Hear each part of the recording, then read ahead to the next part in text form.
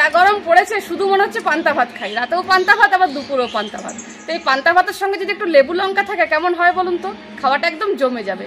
তো বন্ধুরা আজকে লেবু লঙ্কা দিয়ে একটা দারুণ রেসিপি আপনার সঙ্গে শেয়ার করবো, পান্তা ভাতের সঙ্গে খাওয়ার মতো। যদি ভালো লেগে থাকে তাহলে অবশ্যই কিন্তু পান্তা ভাতের সঙ্গে এই রেসিপিটা বাড়িতে আপনারা বানাবেন।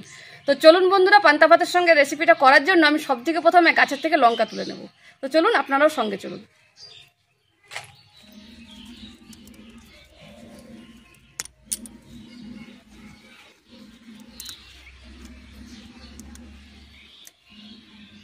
অনেকগুলো পেয়ে গেছি, এগুলো তো আমার হয়ে যাবে।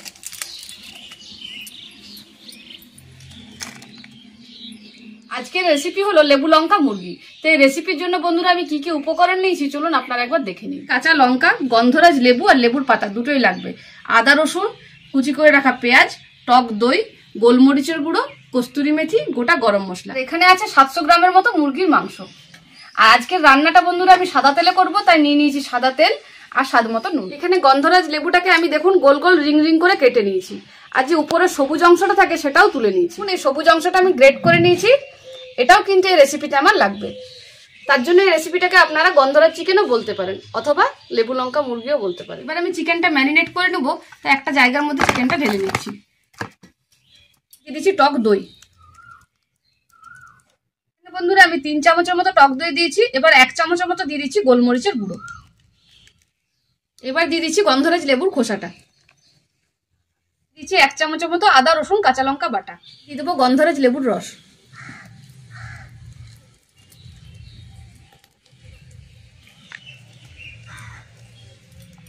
এবার দিয়ে দিচ্ছি স্বাদ মতো নুন।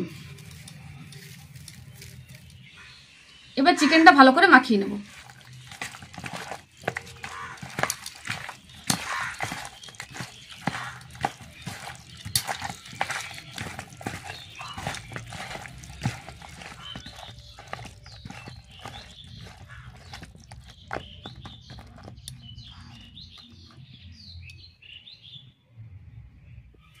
উনুন ধরিয়ে নিয়েছি, এবার কড়াই বসিয়ে দেবো। কড়াই গরম হয়ে গেছে, এবার দিয়ে দিচ্ছি সাদা তেল। গরম হয়ে গেছে, এবার দিয়ে দেবো গোটা গরম মশলা। এখানে আছে 4টে এলাচ, 3টে লং আর একটা দারচিনি। এবার দিয়ে দেবো কুচি করে রাখা পেঁয়াজ।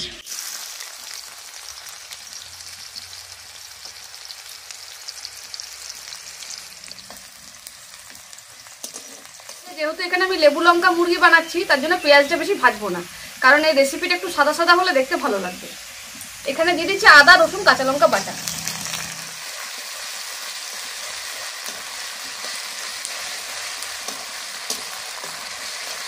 আদা রসুনের কাঁচা গন্ধটা চলে গেছে, এবার ম্যারিনেট করে রাখা চিকেনটা দিয়ে দেবো।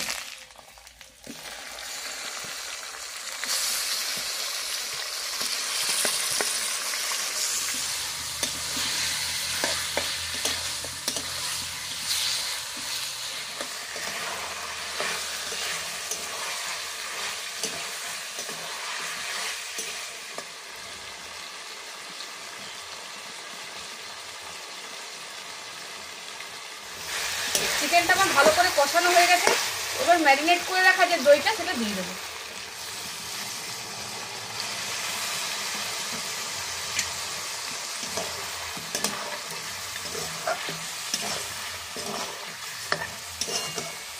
মাংসটা ভালো করে কষানো হয়ে গেছে, এবার দিয়ে দিচ্ছি সামান্য একটু চিনি। সামান্য একটু চিনি না দিলে গন্ধরাজ চিকেনের কিন্তু টেস্ট আসবে না, টকের সঙ্গে মিষ্টিটা মিলে একটা দারুণ টেস্ট আসবে। চলুন এবার একটু জল দিয়ে দেবো।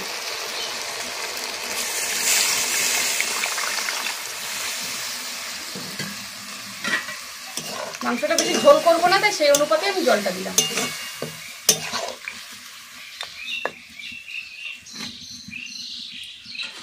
এবার একটা ঢাকা দিয়ে দেবো। বন্ধুরা রেডি হয়ে গেল আজকে গন্ধরাজ চিকেন। এবার উপর থেকে ছড়িয়ে দিচ্ছি কস্তুরি মেথি। গার্নিশিংয়ের জন্য দিয়ে দিচ্ছি গন্ধরাজ লেবুর পাতা। দিয়ে দিচ্ছি স্লাইস করা কটা গন্ধরাজ লেবু, চেরা কাঁচা লঙ্কা।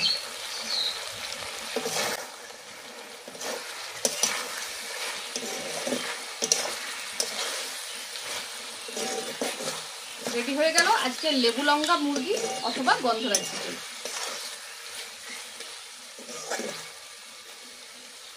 বন্ধুরা, দেখলেন তো কত ইজি আর সিম্পল রেসিপি, যেমন নাম তার তেমন দাম। আর গন্ধটা যা বেরিয়েছে না, দারুণ দুর্দান্ত। এই রেসিপির গন্ধটাই কিন্তু আসল। চলুন, হয়ে গেছে, আবার নামিয়ে নিই।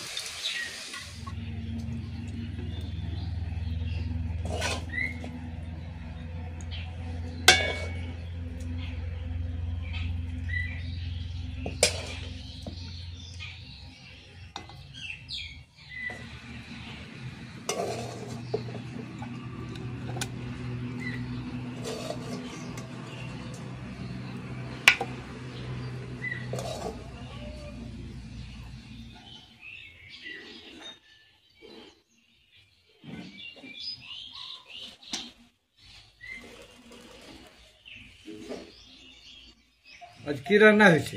আর এই যে পান্তা ভাতের সঙ্গে ছোলা ভিজে করেছি আর লেবু লঙ্কা মুরগি। আচ্ছা আচ্ছা, লেবু লঙ্কা মুরগি। হ্যাঁ, গন্ধরাজ লেবু দিয়ে বানিয়েছি, দেখো খেয়ে। বাহ বাহ বাহ বাহ।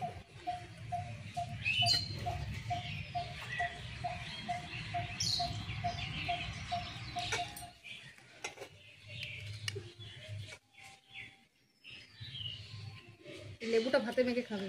হুম,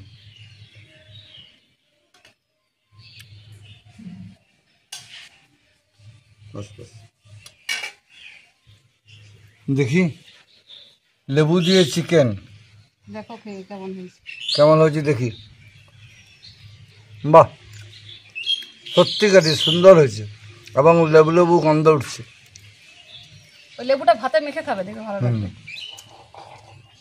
বন্ধুরা নমস্কার, আজকের রেসিপিগুলো তো দেখলেন। পান্তা ভাত, চিকেন বানিয়েছে লেবু দিয়ে। গ্রীষ্মকালের প্রখর রোদের উপযুক্ত খাবার এই লেবু।